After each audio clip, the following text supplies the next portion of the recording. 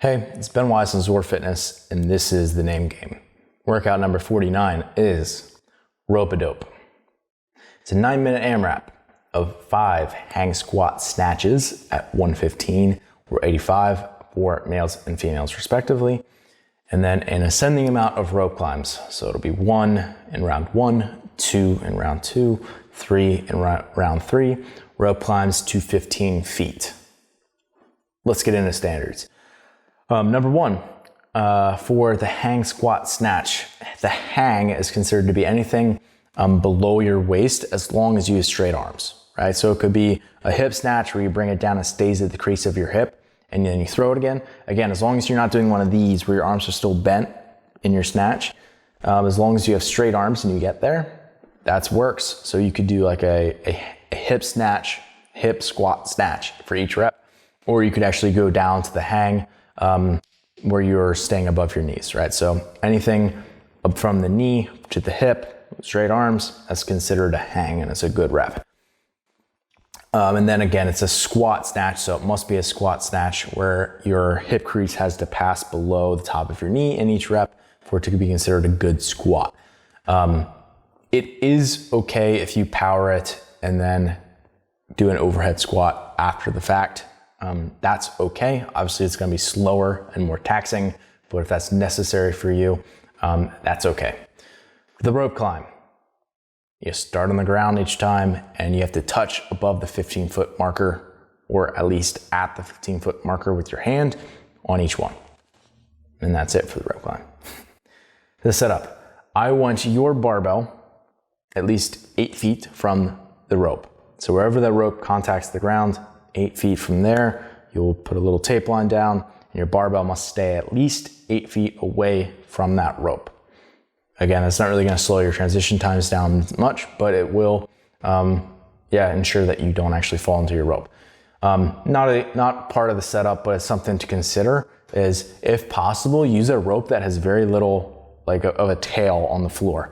So if it is like a really long, say it's a 12-foot ceiling, or well, it's a 15-foot rope climb. Say it's a 15-foot ceiling and it's got 6 feet of rope on the floor, 5 feet of rope because it's a 20-foot rope.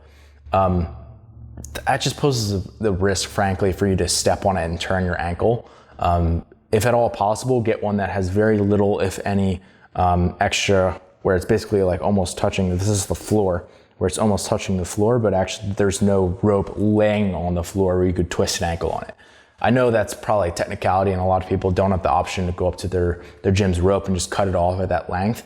But if possible, and that's, there's ropes of different lengths or something in your gym, use that. That's just something to think about for all of your rope climb workouts, just for a safety point of view. Let's get into strategy. 3 tips. Tip number 1, don't use a bounce kip for your hang squat snatch. So regardless if you're using a hip snatch or like a thigh pause snatch, which I'll link to a technique video below for that. Those are both good options, but don't do one where you're like, again, it's the same thing with like a bounce kip hang power clean, which is the same thing where you like pop it and it basically just bounce it off your thighs. You can do the same thing with a hang squat snatch. Don't do that, just because it's gonna fry your grip if you do that, right? So you're really having to hold on tight to be able to do that. So make sure that you try to limit the amount that you're doing that and be a little bit less aggressive in how you change directions in that. And it'll also save like your upper back a little bit for the pulling that you're gonna need for the rope climb. Tip number 2 then is to climb fast and then rest. So what you don't wanna do, if I would contrast, would be to climb slow and then not to rest much. So you're much better off climbing fast and then resting, because you moved, you have some time under tension, but then you relax and you allow basically the clearing of fatigue to happen, and then you do your next rep. Whereas if you're getting to the point where you're getting a lot of blood into your biceps and your grip and you're starting to like almost fail, then it's gonna be like, oh, and you again, it's just creating more time under tension, and again, that's gonna fry your grip as well. So anything that we can do, it's a very grip intensive workout, as you can tell by these 2 first tips, is basically saying like, do whatever you can to minimize time under tension and to minimize the input of grip, time under tension and or just demand as a whole. So again, don't use a balance kit for the hang squat snatch. And then 2 is to climb fast on your rope and then rest. Climb aggressively, fast, then rest. Tip number 3 is that there's a density flip-flop that is going on here. So in other words, what I mean by that is when you start, it's 5 hang squat snatches to only 1 rope climb, which is very skewed towards the hang squat snatch.